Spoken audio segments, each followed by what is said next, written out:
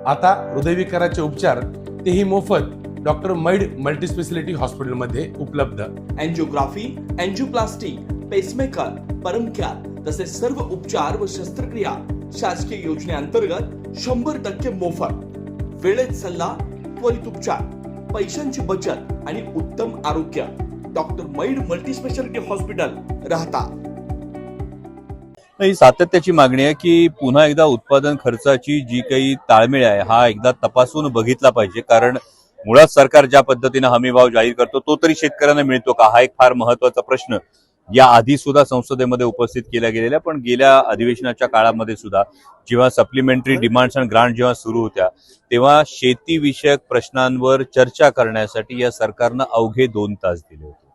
संपूर्ण देशातल्या शेतीविषयक प्रश्नांवर चर्चा करण्यासाठी जर सरकार अवघे 2 तास वेळ देत असेल संपूर्ण सभागृहाला, तर सरकारला एकूण शेतकऱ्यांच्या प्रश्नाविषयी किती आस्था आहे ही गोष्ट समोर येते। परंतु सर्वसामान्य शेतकऱ्याला जी आश्वासनं देण्यात आली होती, हमी भावाचे जे गाजर प्रत्येक वेळी दाखवलं जातं, पण त्यामध्ये होणारा उत्पादन खर्च किती आहे, खतांच्या किमती किती वाढलेल्या आहेत, जेव्हा पावसानं ताण दिला जातो तेव्हा एकूण खर्च किती वाढतात, या सगळ्याचा विचार करून हमी भावाची फेररचना ही झाली पाहिजे। सगळ्यांची म्हणजे पक्षाची हीच मागणी आहे की कर्जमाफीच्या नावाखाली शेतकऱ्यांच्या तोंडाला पानं पुसू नका, कारण कर्जमाफी देणार हे सत्तेवर येण्याआधी सरकारनं दिलेलं आश्वासन आहे।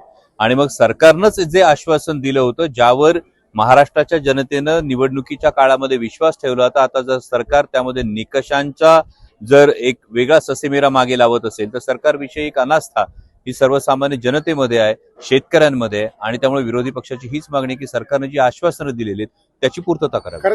म्हणजे मी महाभारतातला एक संजय ऐकला होता, दुसरे आमचे संजू भाऊ दिसत आहेत की ज्यांना सगळंच दिसतंय पण असं काही कळलं असेल तर मी संजू भाऊंशी संपर्क करतो, कारण मला तरी काही माहिती नाहीये। त्यामुळे त्यांना काय माहिती आहे हे संजू भाऊंनाच आधी विचारलं पाहिजे। त्यामुळे मला असं वाटतं की कालचं विधान एकतर वेगळं होतं, गमतीचा भाग हा सोडून द्या, नाहीतर गमतीचा भाग केला तरी सुद्धा त्याची ब्रेकिंग न्यूज होते। परंतु कालचं विधान एका पत्रकार बांधवांना हा प्रश्न विचारला होता की Pune Nashik semi high speed railway ही संगमनेर, आळेफाटा, नारायणगाव, मनसर, राजगुरुनगर याच मार्गे जर व्हायची असेल तर मग काय अमोल कोल्हेंना राजकीय विचार वेगळा करावा लागेल का, त्याच्यावर माझा फक्त प्रतिप्रश्न होता। अशी काही ऑफर तुमच्याकडे आहे का, माझ्यापर्यंत तर काय आलेली नाहीये।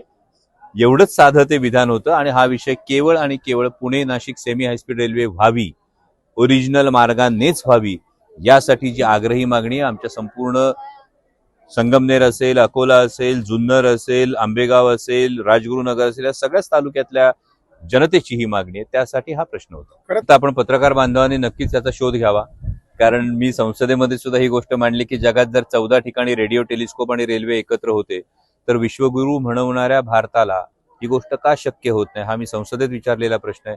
त्यानंतर जीएमआरटीचं जे कारण दिलं जातं, या जीएमआरटीची एक माहिती उपलब्ध आहे, ज्यामध्ये जीएमआरटीच्या अधिकाऱ्यांनी माहिती अधिकारात हे उत्तर दिलेले की अशा पद्धतीची कोणती विचारणा आमच्याकडे झालीच नाही।